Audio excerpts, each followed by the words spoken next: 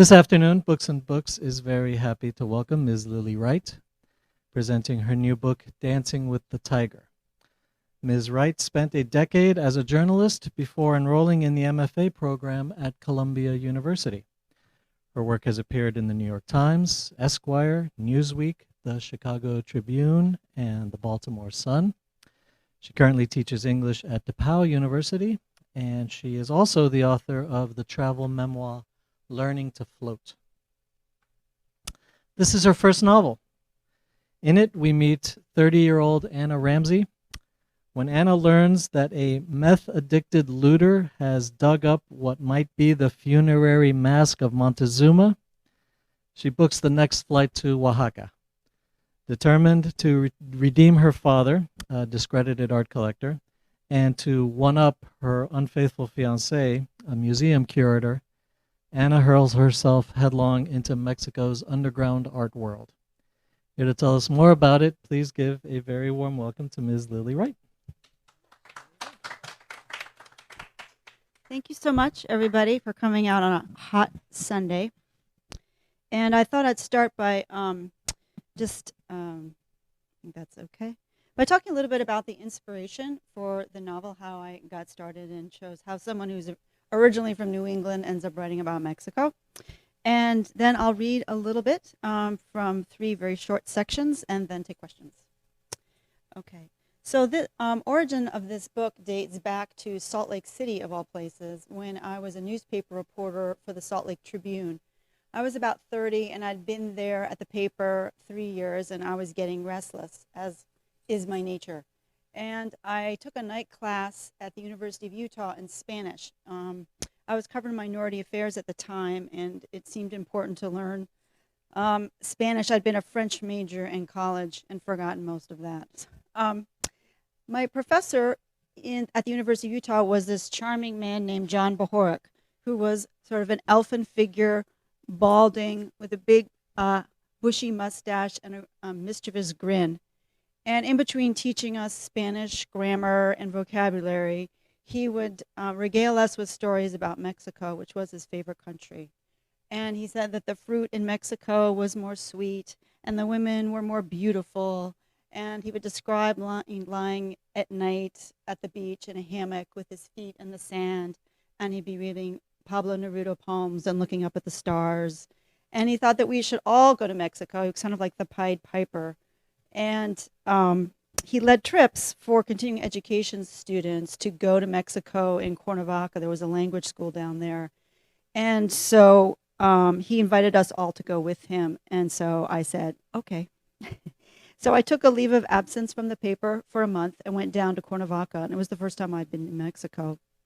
And I found that I loved the country as much as he did. I lived with a Mexican family and studied Spanish and all those difficult verbs. And one day there was I really loved the folk art. I loved the black clay and the tin mirrors and all the color and brightness of it. And one day at a flea market, there was a woman who was selling masks. They weren't the kind of masks you put on your face, but they were decorative coconut masks. I'm sure you've seen them around, painted on the backs of coconut shells and lacquered in bright colors. And so I bought a bunch of those and brought them back to Salt Lake and put them on my wall. And as soon as I got back to the newsroom, the only thing I wanted to do was go back to Mexico. So I tried to figure out how I could do that, and I applied and got a grant from the Inter-American Press Association to go for 9 months to fund me to go down back to Mexico to study Spanish and write stories. And originally I went to Guadalajara, sight unseen, which was the garden city of Mexico. But I didn't love it as much as I wanted to. It was pretty crowded and hectic. I was living with a family sort of on the outskirts of the city and take this bus in every day, 20 minutes into the downtown. And the men would kind of look at me like this, staring at my breasts. And then we'd go by the cathedral and they'd all cross themselves.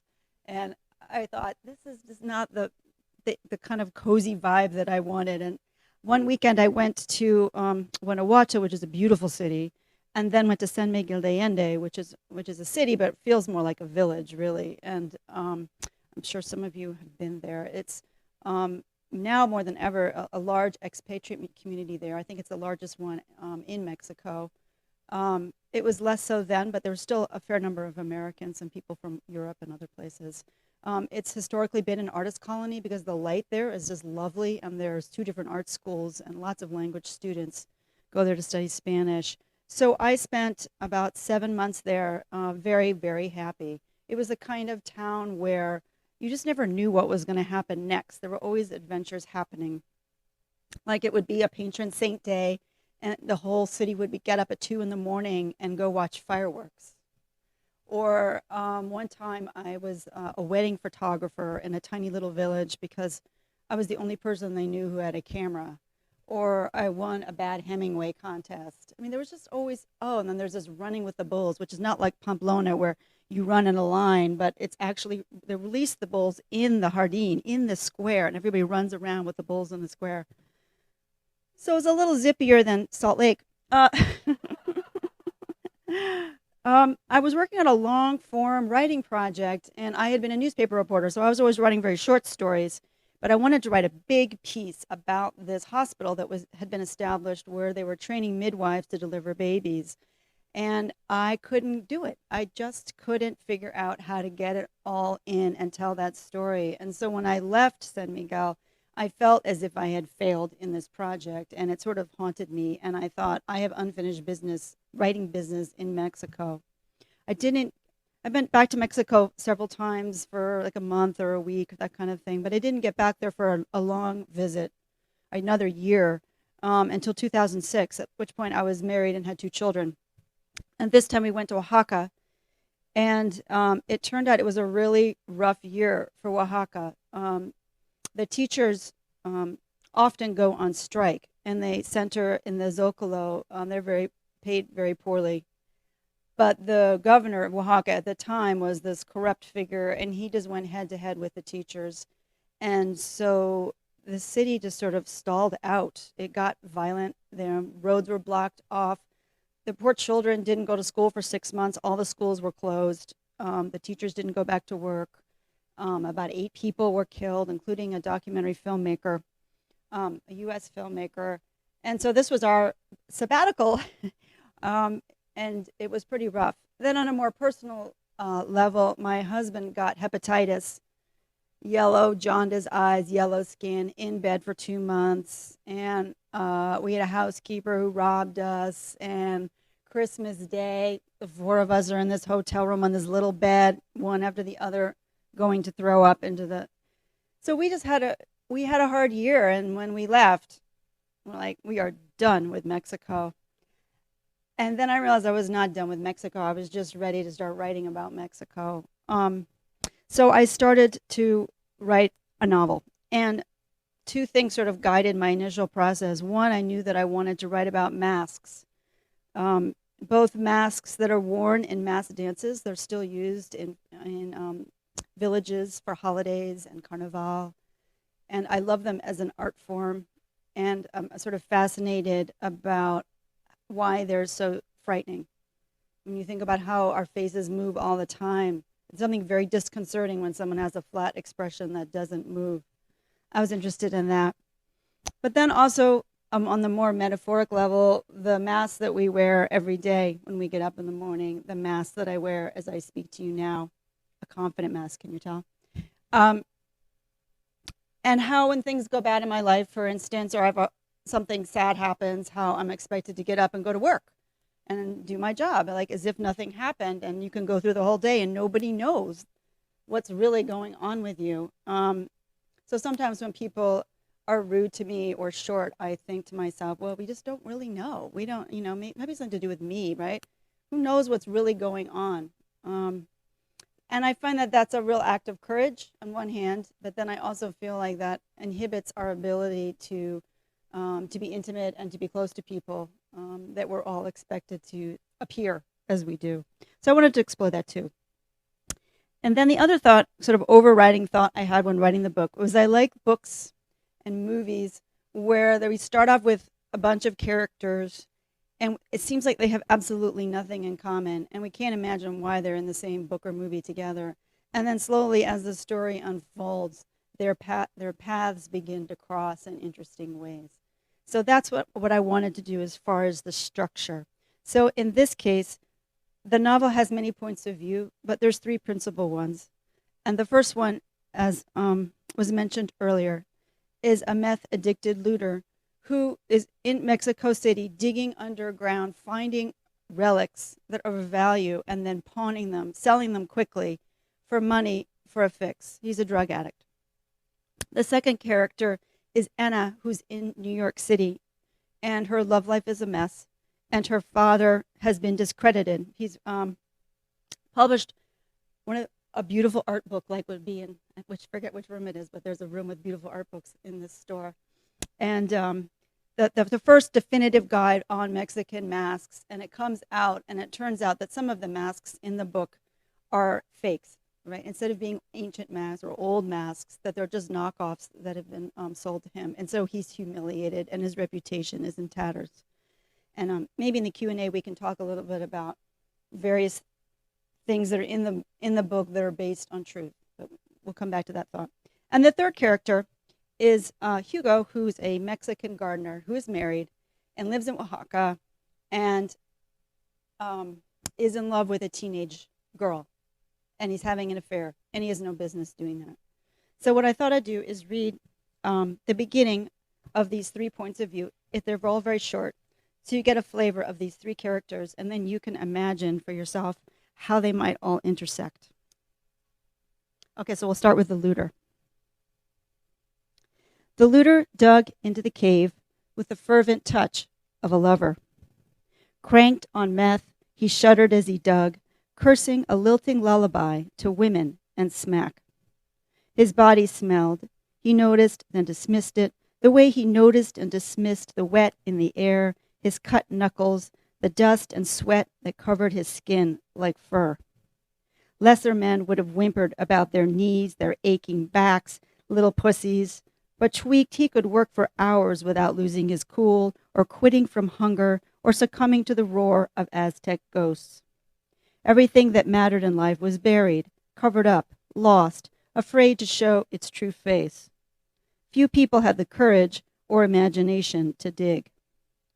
Christopher Maddox was far from home, an American in Mexico, a college dropout kneeling in the dirt, a holy man. You could find religion anywhere.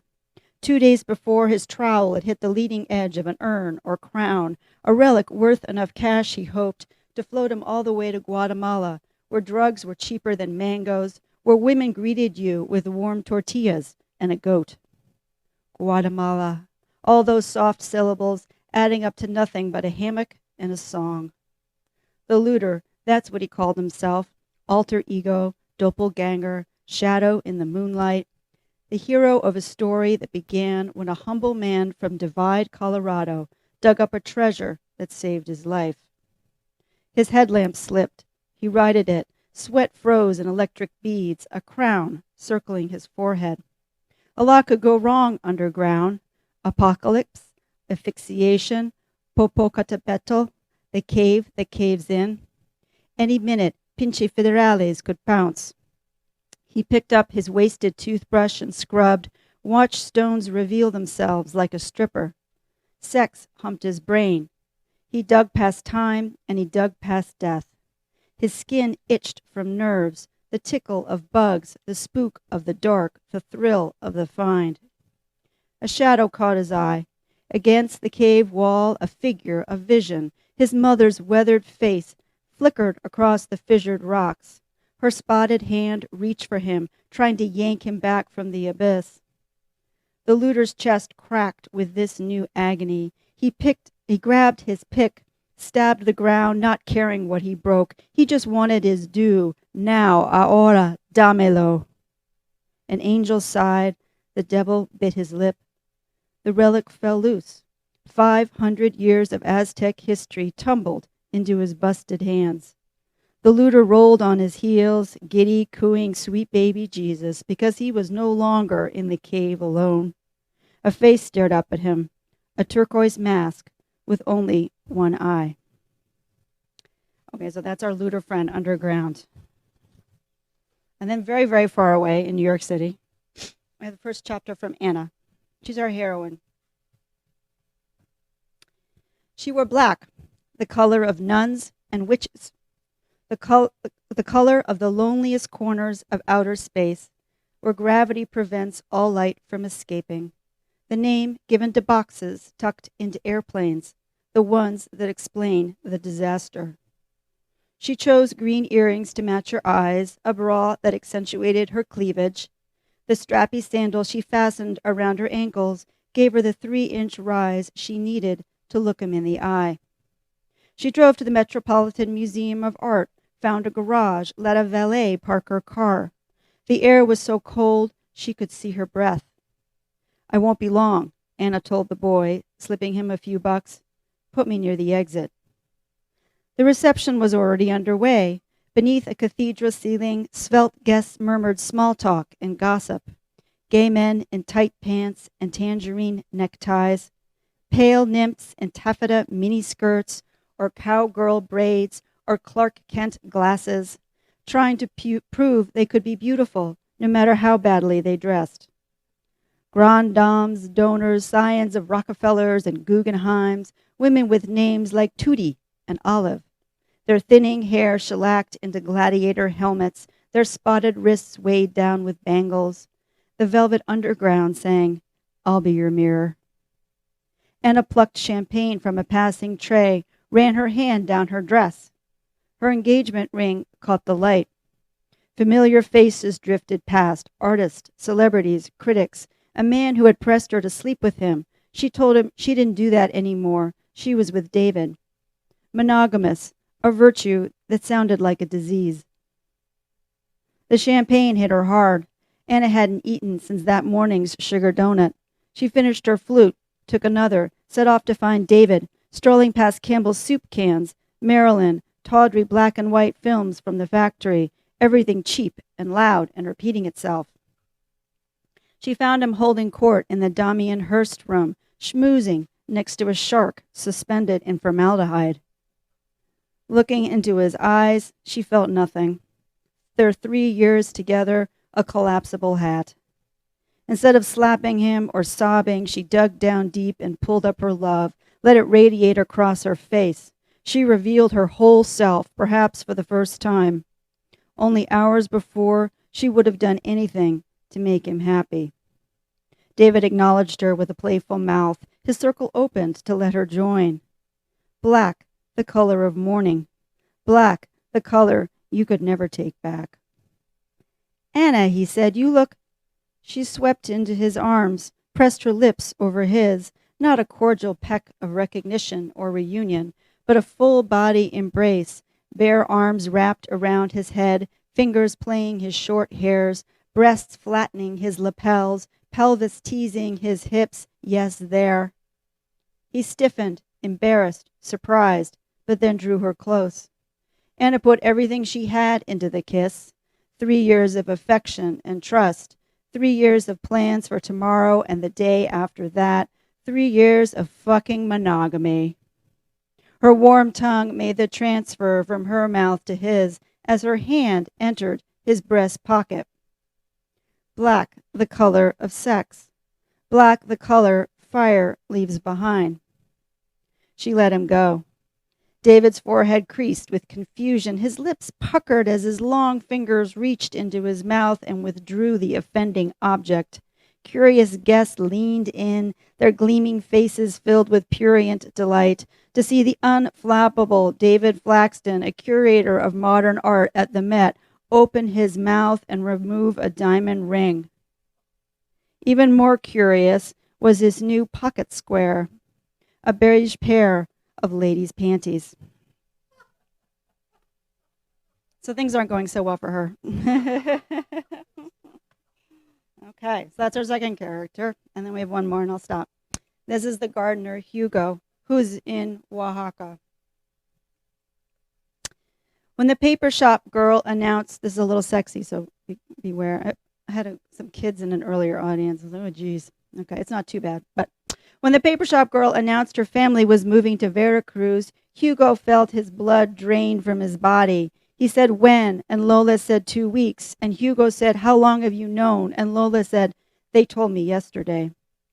Hugo paced the paper shop, slamming his fist on the counter because she was leaving him, and because in Veracruz every man would see what he'd seen and smell what he smelled, and what was his now alone might be stolen by any man looking for stationery.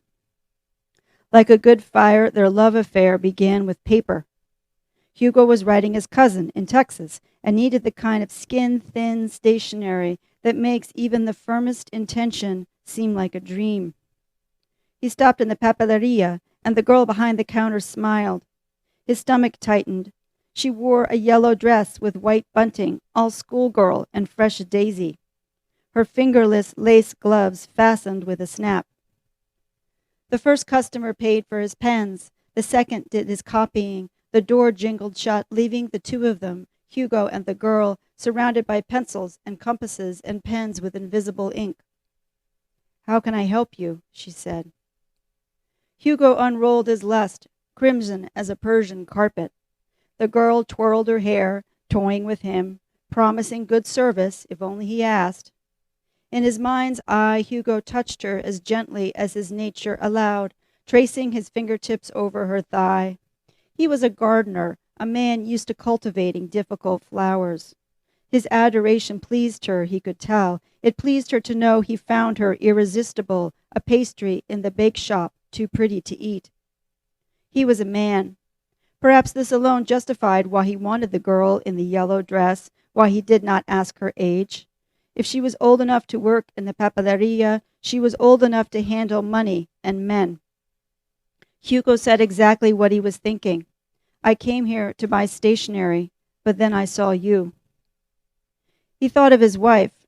Her face came to him in a hard chip of light, an accusation so stark he turned away. Afterward, he didn't think of his wife again, not when he flattered the girl, not when he ran his finger along the underside of her arm, not the next day when he bought her yellow dahlias, or the next when he led her to the back room, slid his hand between her legs, and discovered the paper shop girl went to work every day, damp and hungry. Each afternoon, Hugo returned. He swiped the girl's earbuds, listened to the rhythm of Romeo Santos, then made an indecent proposal of his own. He kissed her ear, combed her hair with his fingers, tattooed her skin with chalk. When a customer called for help, "Is anyone here?" he pressed a ruler against her throat. After the door slammed, the girl laughed, licked his palm. His desire burned like the end of a match. He wanted to take her youth. He wanted to build her a pyramid that reached to the sun.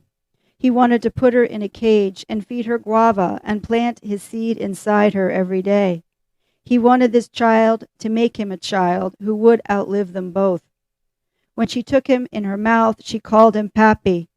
She was not really a child. She had breasts, hair. Her lace gloves matched her underwear. She was old enough that he couldn't help her with homework. He shoved her math book across the counter, lifted her dress, slipped inside her, whispering, "Little schoolgirl, this is what I know." Okay. So those are the three characters, and they're all going to meet. And I'd be happy to take any questions or talk about whatever you're writing or whatever you'd like. Yes?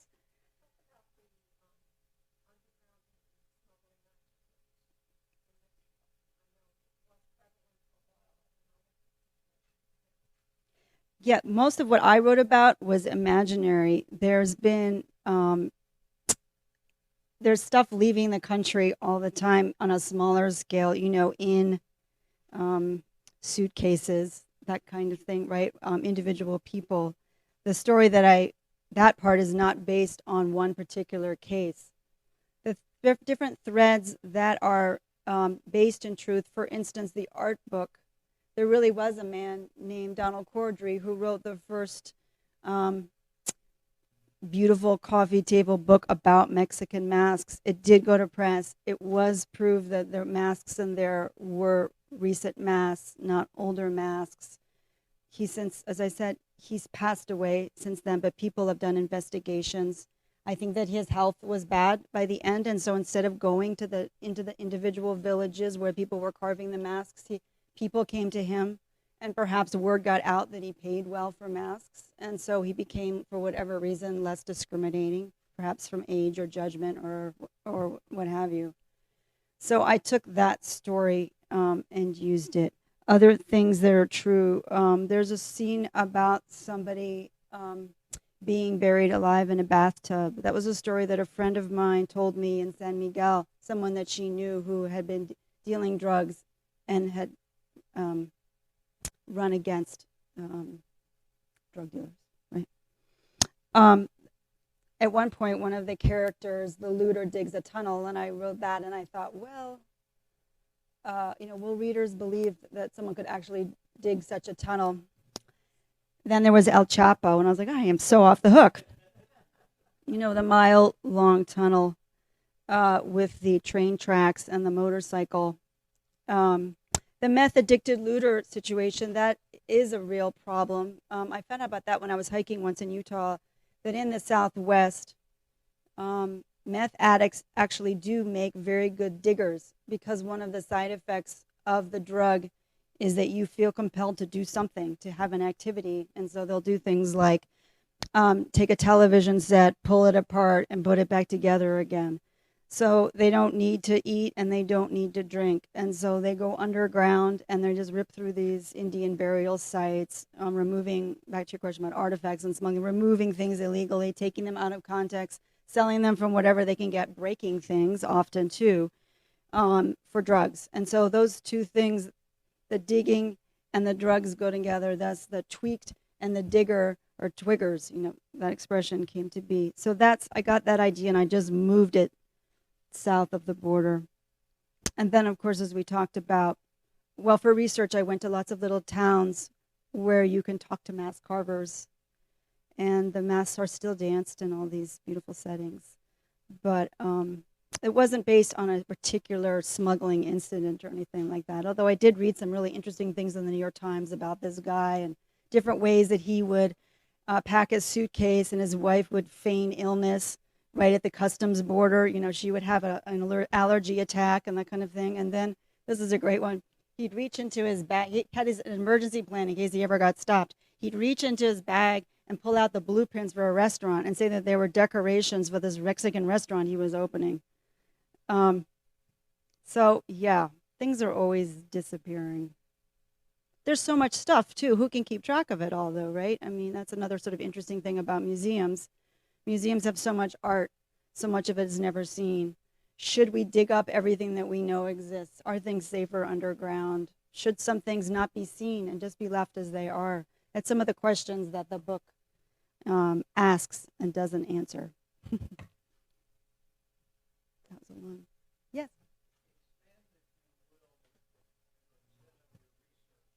Mm-hmm. Mm-hmm. Most of this is a work of imagination, and most of it, when I was in Mexico, I was actually writing something totally different. So most of this was me living in Indiana in a cubicle.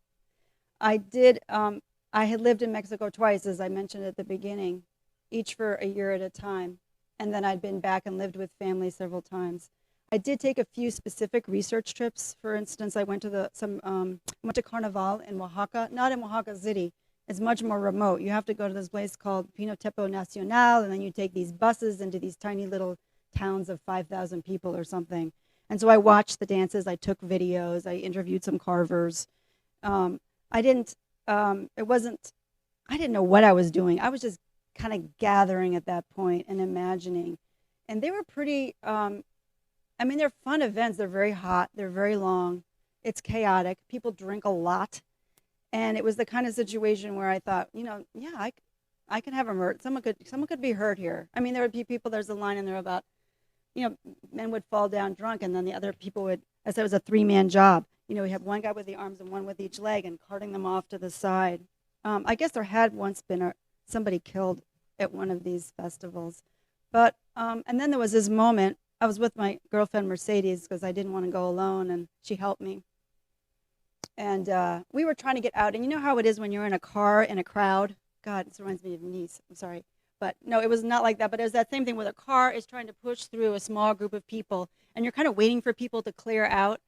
And we were trying to get through, and people. It was the end of the day. People, not everybody's drinking. Certainly not the women, but men were seriously, because it tends to be the men that are dancing, drinking, and by the end of the day, everyone's a little out of their minds.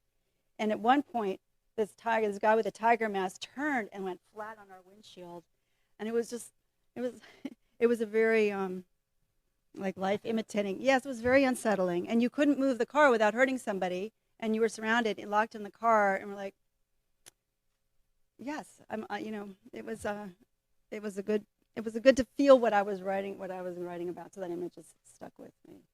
Yeah, yeah. hmm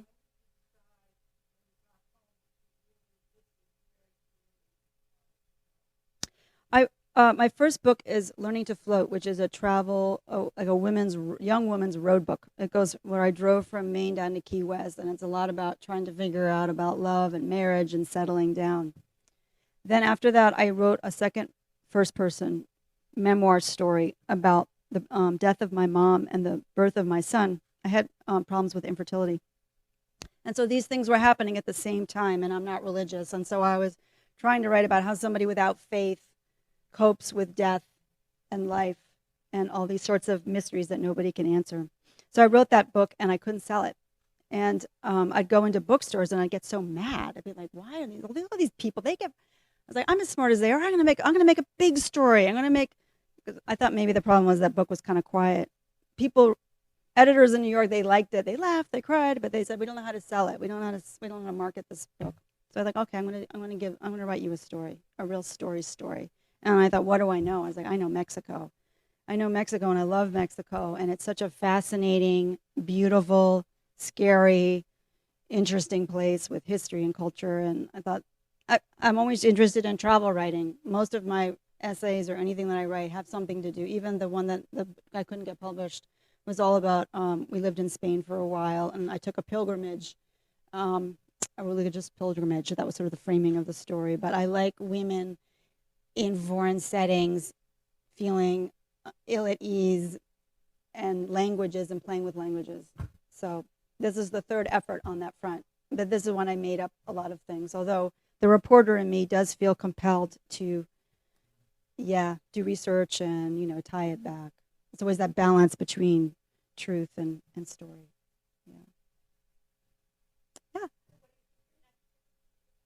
Well, we spent a sabbatical in Italy. So I'm thinking of taking some of the ideas from my second book and fictionalizing it and moving it to Italy. But I'm interested in, and there's some of threads of this in here too, about people without faith, about the search for faith. Some of these characters are looking for faith. At one point, Hugo the gardener says, well, even in the first sentence or two, right? That line about you could find religion anywhere. Hugo talks about, a desperate man will pray to a rock, right? I mean, I've done that, right? I mean, I've done, we all sort of line, right? Or you make little bets with yourself, or vows or promises, or if I do this, then this will happen, or I shouldn't, or even like a football game. Do you ever do that where you're like, I can't leave because then they'll lose, or they started losing the minute I sat down, I better go away, or all these like ridiculous, like, and where's the line between faith, religion? I'm really interested in all that intuition, and so I'm thinking about writing something about Italy and about somebody trying to find God. But okay, I was very proud of my Spanish. I worked so hard on my Spanish, and my Spanish was good. And then I went to Italy. I've got nothing now. I've got this French major, this worn-out Spanish, and this god-awful Italian. So it's just a big bucket now of minestrone, I think. It's, yes, yes. Um, every summer, my family goes to North Haven Island. My grandparents bought a property in 1958 on a small island that's sort of, it was the best investment they ever made. North of Portland, in between Portland, like about an hour and a half. You leave from near Camden area. So it's a small. You take a ferry. You take an hour-long ferry, Yep. And my first reading this week was in Portland. Yep. And I took a ferry. And there's 400 people in the winter and about 2,000 in the summer. And religion, not a religion that has a name. Yeah. Right. But I think everybody has their own version. Well, I don't know what everybody has. I feel mine's still evolving, but it's certainly, I don't go to church, although I go to churches.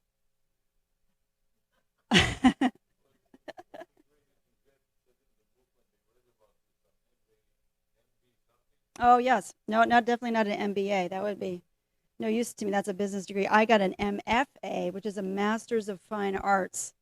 Masters of Fine Arts could be painting, theater, or what have you. But yes, yeah, yeah, yeah. MFA at Columbia in New York. And I did that when I was about 30. So I waited a long time after undergraduate to go back to graduate school. And I got it in nonfiction. And that led to my first book, which was this travel narrative. Getting an MFA or the nonfiction experience. Yes, it all adds. I mean, my reporting informs my writing. I've been sort of on this trajectory because I was a newspaper reporter. Then I nudged a little farther over into memoir and essay, and now I've nudged over again into fiction. But I feel like all writing is connected. Even, poetry, journalism, it's all about details, action. They're the same sort of issues over and over again. Yeah. I loved grad school. It was a blast. I highly recommend it. I teach an MFA program at Butler University in Indiana, and I have a lot of students who are older, anywhere from 20 to in their 60s. It's really fun because they have a lot of stories, a lot of interesting stories, because they've had interesting lives. Yes. Yes. Mhm. Mhm.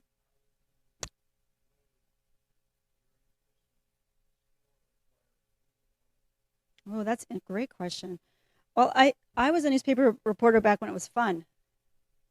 You know, uh, it was a great job. It was the best job ever. I mean, I would tell if it was the way it was back then, I would say that everybody when they graduate should be a newspaper reporter because it was a blast.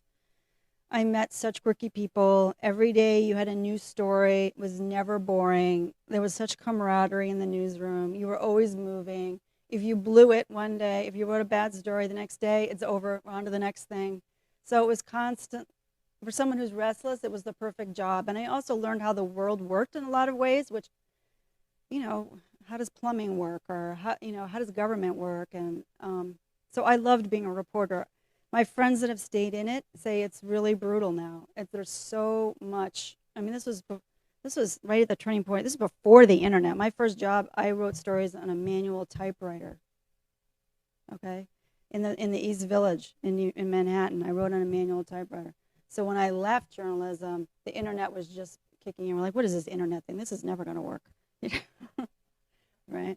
But my friends who have stayed in it said it. I mean, as you've probably read a million stories in the newspaper about journalism, it's brutal now. You have to not only write the story, you got to be tweeting, you got to be Facebooking. They're doing more and more stories. All the budgets have been cut. The newsrooms have been cut. Everybody's strapped, stressed, underpaid. I think it's kind of a terrible job now. Okay, so but you know what? It is a job. It pays you. That's what you do every day. Writing books, only 1% of people can support themselves with their writing. So 99% of us are doing something else as well. So in my case, I teach. But some people do a variety of things. Maybe they work here and they're writing a novel on the side. I don't know. But as far as what takes more effort, I mean, there's this totally the writing is writing. There's a lot of crossover. Obviously, journalism is dependent on other people, right? So I don't have a story unless I talk to you. This I can sit in a room by myself. So this is much more solitary. This is riskier. Oh, here's another example. I haven't thought this through, so I'm thinking it through as I'm answering you. That when I was a journalist, everything here's Chase, he knows. Every time you write a story, it goes in the newspaper. Done. Right? You could spend 5 years in a book and nobody wants it. See how that feels. Right? No, that was my second book. My first book you can go buy right over there. I highly recommend it. The second book I broke into essays. Yes, um, I took all the best parts of it and I broke them into essays and I published about 7 of them. And I won a couple contests and literary journals with those essays and it got me tenure. So it did its work. But I still, I have this little hope, right? This little, that someday it will come out because I do like that book. I do like that book. And everybody likes the little individual pieces of it, but nobody wanted to publish it as a whole. No, no, no. I didn't have any interest in that. I think that self-publishing has gotten a lot more accepted, but this was still a while ago. No, I wanted a publishing house. Yeah. Have you self-published? Yes. Does it? Well, yeah, right. Things are changing. A lot of people are doing that, and sometimes they self-publish and then they get picked up after that too, right? Yes. Yeah, but there's so many good writers out there, and there's so many books, and I just feel like I needed the backing of a publishing house to get out there and be read, which is what everybody wants, right? To be read. Any other questions?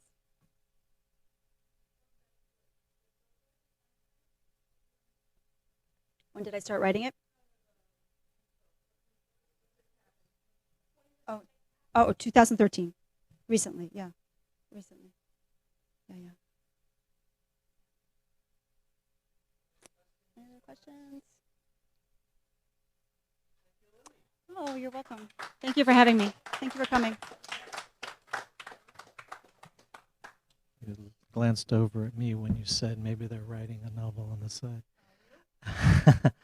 Folks, if there are no more questions, then a reminder to our internet audience watching at home that there's still plenty of time for you to call the number on the screen, and you can get a copy of Dancing with the Tiger shipped to wherever you are in the U.S. Signed copy. Dedicated, everything. We can ship it to wherever you are in the U.S. free of charge. The shipping, not the novel itself. For those of you here in the house, we have the new book as well as Lili's first travel memoir, Learning to Float, for sale at the counter in the front room over there. And she'll be signing here at the table to the left of the podium. And that was such a great reading. Please give another hand to Lili Wright. Thanks very much. Thank you, Lili.